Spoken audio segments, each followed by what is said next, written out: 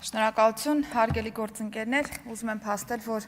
նախագծի վերաբերյալ կառավարությունը սկզբունքային դրական դիրքորոշում ունի եւ շնորհակալություն գործընկերներին ներկայացված առաջարկներ ընդունելու եւ դրանով հանդերձ խմբագրված տարբերակը այսօր ներկայացնելու համար։ Իհարկե, առաջարկ ներկայացրել ենք նաեւ ռեզիդենտության կանոնի ստուգման մեխանիզմը ավելի իդենտիկ դարձնելու մասով կարգավորում նախատեսելու վերաբերյալ առաջին երկրորդ ընթերցման ռեժիմում բնականաբար հարցը կքննարկենք։ Հիմա անդրադառնամ հիմնական մտահոգություններին, ինչքան որ իմ ժամանակը թույլ կտա, հարգելի գործընկերներ։ Նախ առաջինը, երբ որ մենք նշում ենք հանրային քննարկումների մասնակցության պակասի եւ մնացյալի մասով, հարգելի գործընկերներ, ես 3 պետաիրավական հարցերով հանձնաժողովի նիստին հիշում եմ ընդամենը ձեր այս հատվածում նստած անձանցից ընդամենը մեկին մասնակից Եվ եթե կարիքը տեսնում եք հարցեր բարձրաձայնելու, բնականաբար հանձնաժողովի նիստը հարթակներից մեկն է, որի շրջանակներում կարող ենք շատ ավելի երկար ժամանակային ձևաչափով քննարկել եւ բոլոր հարցերը դիտարկել։ Ինչ վերաբերում է 48-րդ հոդվածին եւ այն մեկնաբանությանը, որ 48-րդ հոդվածը հնարավորություն չի տալիս ընդհանրապես որևէ ձևով անդրադառնալ ընտրական իրավունքին, ես մեր հայրենակիցների համար ուզում եմ ընթերցել 48-րդ հոդվածի համապետական եւ տեղական ինքնակառավարման մարմինների ընտրությունների հատվածները։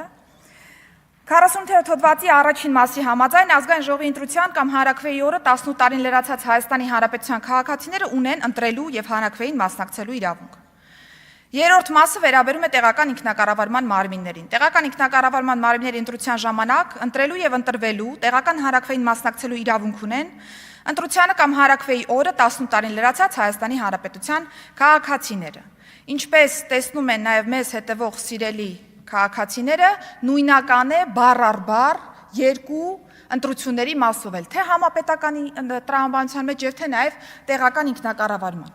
Հիմա հարցս հետեւյալն է. Ընտրական օրենսգրքով տեղական ինքնակառավարման մարմինների դեպքում մենք նախատեսել ենք 6 ամսվա հաշվառման կանոնը,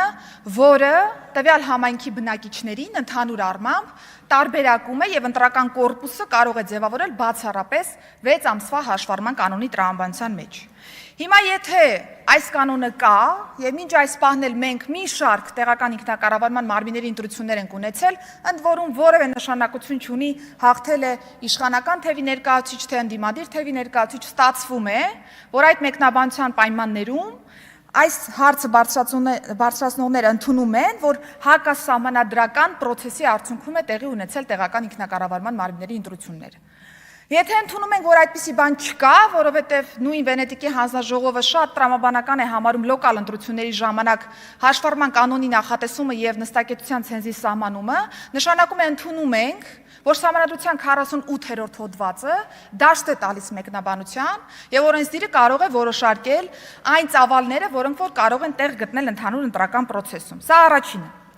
Երկրորդը, այո, Վենետիկի հանձնաժողովը ունի բազմաթիվ խորհրդատվական կարծիքներ Հայաստանի Հանրապետությանը տրամադրած, այդ թվում 2015 թվականի Սահմանադրության մասով, բայց քանի որ խորհրդակցական մարմնի կողմից են տրամադրված կարծիքները, իհարկե արժևորելով ամբողջ մասնագիտական ներուժը, Հայաստանի Հանրապետությունը որոշարկել է այս կամ այն առաջարկը ընդունել կամ չընդունել։ Ընդ որում առաջարկներից մեկը վերաբերել է նաև պասիվ ընտրական իրավունքի համար նախատեսված ցենզին, այդուհանդերձ հաղթահարելով կարծիքը ի վերջո Սահմանադրության մեջ եւ մնացյալ օրենսդրական կանոններում պասիվ ընտրական իրավունքի համար նախատեսվել են նման